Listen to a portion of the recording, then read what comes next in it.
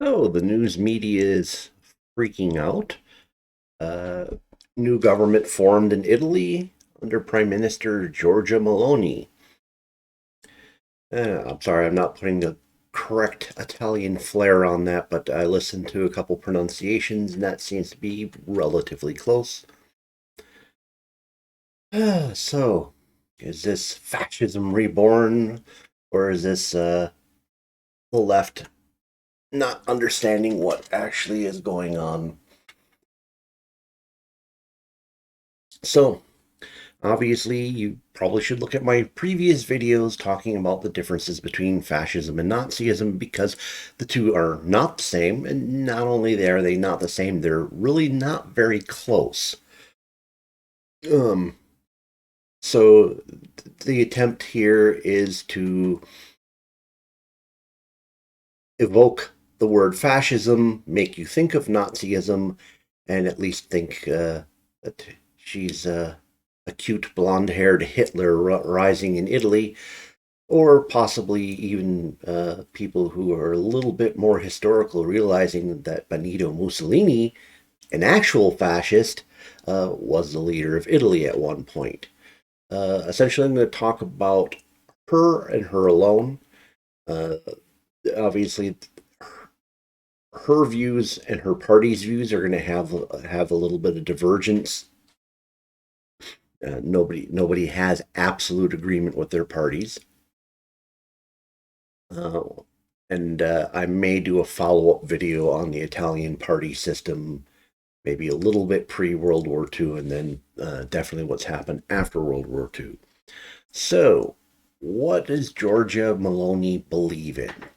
Well, one of the things she does believe in, and it's a fairly good sized movement in Italy, is the creation of a presidential system for leadership. And they want to do this by constitutional amendment or constitutional change, however, they do that there.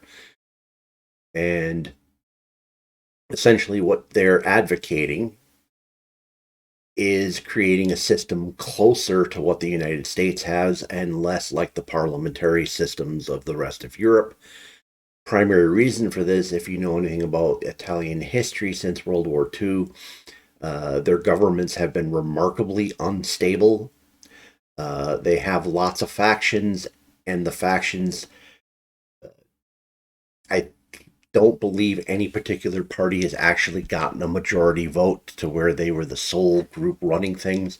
It's always coalitions of various parties getting together, and these coalitions rarely last very long. Okay, she was very much against the COVID-19 lockdowns, and she is against vaccine mandates. Now, I know in the twisted world of today, where we just kind of draw this goofy left right line and everything's on one side or everything's on the other, let's look at this actually in terms of authoritarianism. Okay, being against mandates is anti authoritarian. So if you're trying to paint her as this uh, fascist, this would seem to be anti fascist. I mean, if she loved wielding control over people, uh, wouldn't she be thrilled with the idea of being able to tell people that when they could stay in their houses and when they could come out and when business could open and when they could close? Seems like it. Uh, she believes that Italians should actively raise the issue of human rights in Saudi Arabia. Uh, she has a big problem with fundamentalist Islam, and they try to paint this as being Islamophobic when she has been pretty consistent on things she's talked about in terms of the Middle East, essentially being repressive, and that Europe should use its diplomatic powers to pressure for change in these areas. Uh, Along the same lines, there was the Asia Bibi. blasphemy case, where essentially Asia Babi was condemned to die for breaking the blasphemy laws. Meloni criticized the silence of the West and advocated a stronger stance by the international community against human rights violations in Pakistan.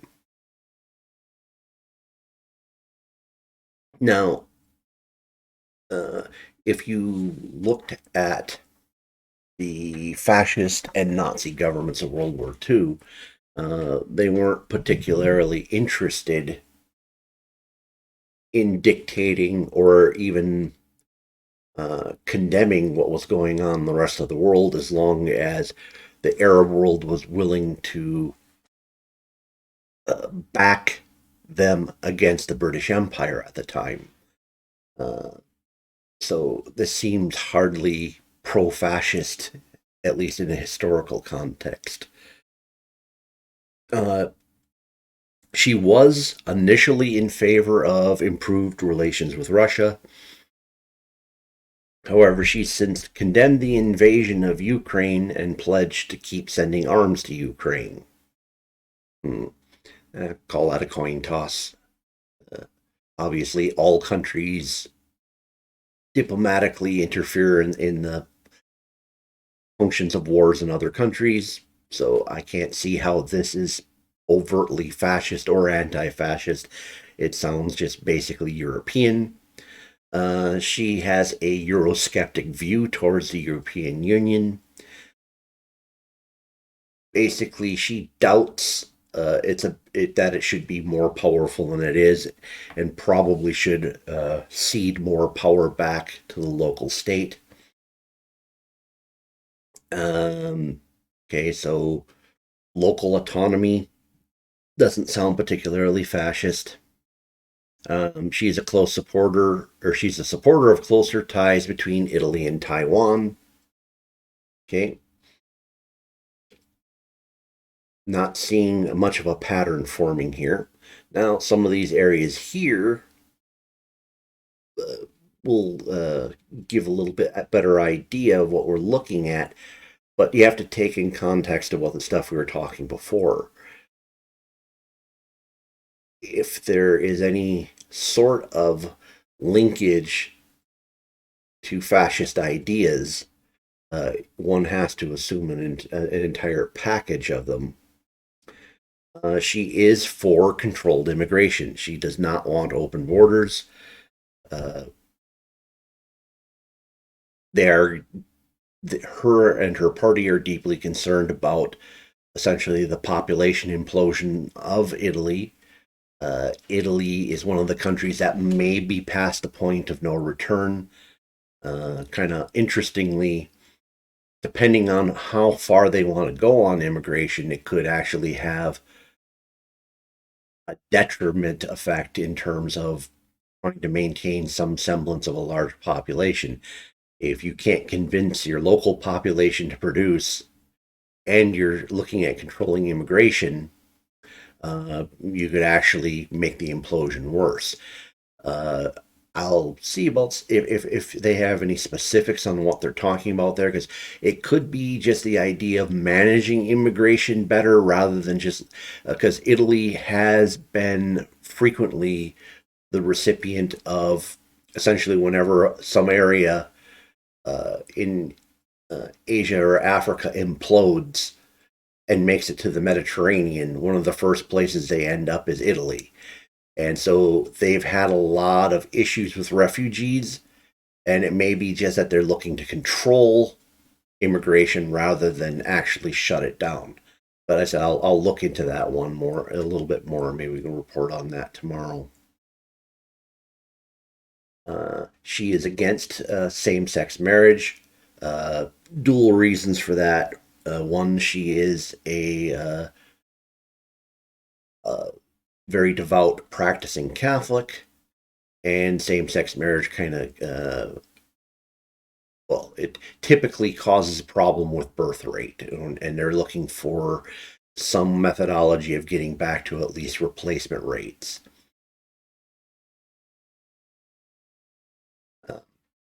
And to call that particularly fascistic is questionable.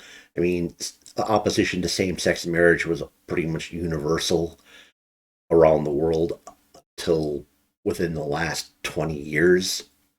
Uh, so one might say it's a bit regressive, but to say fascistic is hyperbolic. Opposition to abortion, again, falls into both categories. She is a practicing Catholic, and she is looking towards increasing the birth rate of Italians. Uh,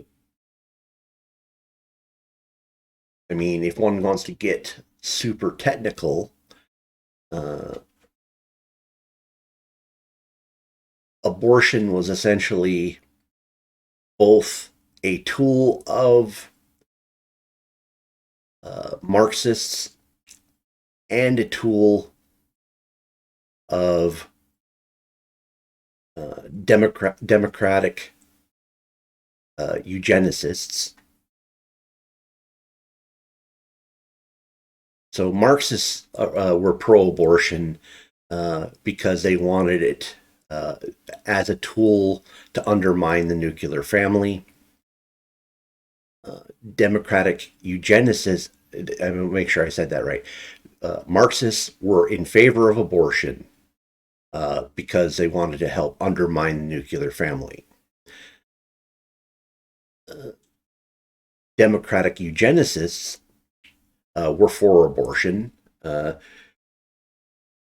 Abortion was primarily targeted at uh, Black Americans in the early stages of the eugenicist movement. And of course, the eugenics would be um, embraced for trying to treat all kinds of what were perceived as genetic ills, including stupidity. And this eugenicist movement, now I can't say for a fact it actually was birthed in the United States, but a lot of their eugenics ideas were eventually adopted by the Nazis. Uh, so I guess you could say that a Nazi or a fascist would be in favor of abortion as long as they could say who got aborted and who didn't. uh, Whereas she has a general opposition to it, and it doesn't seem to it isn't ethnically directed. Where she says, "I don't care if these people commit abortions as long as my people don't." She's against euthanasia, similar ideas, and she is very much pro-Catholic. Believes in the idea of Judeo-Christian roots of European culture. Now, one thing a lot of people make a mistake on uh, is the religious views of both Nazi Germany and Fascist Italy. Fascist Italy, the fascists themselves were not particularly in love with the Catholic Church, but the Catholic Church was one of the strongest institutions in the country. So they pretty much had no choice but to include their ideas uh, in uh, in their ideology if they were to rule. Um, a lot of people real quick on the Italian fascists ascending power prior to World War II as a situation where the Marxists had caused so much disorder that the Italian establishment was fearful that the Marxists were going to actually end up winning. Um, Mussolini and his fascist party marched on Rome in order to have some kind of show of force. And essentially, the establishment decided that he was by far the lesser of two evils. However, he did have to accept a certain amount of essentially co-rulership with the or with the Catholic Church. And interestingly, he was technically underneath King Victor Emmanuel, uh, Mussolini was required to and did report to the king on a weekly basis, telling him what was going on. And at the point where Italy bowed out of the war, it was the king who essentially told Mussolini his government was dissolved and there was no further fascist government. In Nazi Germany, Christianity, both Protestant and Catholic, was too deeply entrenched to completely undo at the time. Overwhelmingly, though, amongst Nazi hierarchy, like people like Himmler and Goebbels, they believed in some kind of form of neo-paganism. And this comes out of the old German Volk movement, which is complicated stuff. But the gist of it is it was a rebirth of Nordic pagan ideals, and a lot of the hierarchy of the Nazi Party believed that Christianity was actually a kind of a ruse created by Jews to trick them into worshiping some kind of debased version of Judaism. And so there was an active movement amongst the Nazi leadership to go back to some form of Nordic paganism as a replacement. Hitler himself didn't seem to believe in much of anything other than perhaps reincarnation. And essentially, he dealt with, what he basically promoted the neo-paganism in his ranks and tolerated Catholicism and Protestantism in the population because it was going to be at least another generation for him to be able to root it out. Interestingly enough, the Giorgia Meloni also is very much she wants to stamp out anti-Semitism in Italy, and with a lot of the refugees they're getting in from the Muslim world, they are having problems with anti-Semitic attacks, and so that is one of their positions. Now, if you actually know anything about the difference between fascists and Nazis, the fascists actually had no problems with Jews, whereas the Nazis obviously had a massive one. One of the many, many differences between the two groups. But so these are the general issues I found just looking at the reports coming out of various legacy media outlets. I don't see a clear case for fascism here, and definitely not Nazism. Okay, so take a couple of blurbs from some legacy media. This one is from the Week UK. Quote, the existence of a far-right government in Italy is not entirely without precedent in the post-war era. Between 1994 and 2011, a speciously labeled center-right alliance consisting of Silvio Berlusconi's Forza Italia, various iterations of a small Christian Democrat or centrist wings, Umberto Bossi's Northern League, and Gianfranco's Fini National Alliance governed Italy 4 times. The National Alliance was the predecessor party to Meloni's Brothers of Italy. So the news is trying to make it seem like, oh my God, this is this big thing. It doesn't sound like it. It sounds like this has happened in Italy before. Italy is facing a crisis, so it's not unusual that everyone kind of looks at, okay, you are the guys who screwed everything up. We're going to vote for the people who are against you. That seems like most likely what has happened. Now, the idea of something cementing here, let's quote The Atlantic here. Quote, Meloni has, to an extent, distanced herself from her party's past. She has declared that fascism is history and suspended members who persisted in praising fascist leaders. Meloni has also sought to demonstrate that she would prove a reliable partner of Italy's European and North American allies. She has, for example, moderated the party's criticism of the European Union, emphasizing she wants the country to stay in the Eurozone. And unlike many other far right leaders of Europe, Meloni has been a vocal critic of Vladimir Putin and a staunch supporter of Ukraine. And given how volatile these personalities are, and she's referring to the writer's referring to, because it's not just her party in control, it's an alliance of parties that are in control. So that's the personalities we're referring to. Back to quote. And how unstable coalition governments in Italy have proved in the past, a collapse of Meloni's government within a year or two would not be shocking. So I would say much ado about nothing. If we, even just looking at what legacy media is telling us, this is nothing to freak out over. So if there's interest, I will do a video on the parties of post-war Italy, just to give people a feel for what has actually been going on there for since World War II.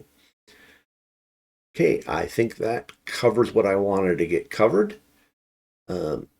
Obviously, if you like my content, please smash the like button. If there's somebody out there you think would find this useful or interesting, please share it with them. I do appreciate comments. I do respond to most of them, and if you give me a really good comment, I might build a whole video off it. I've done that several times. And if you like this, I put out a handful of these a week. Please consider subscribing to my channel. All right, thank you for spending time with me tonight. Hope to see you again in a future video.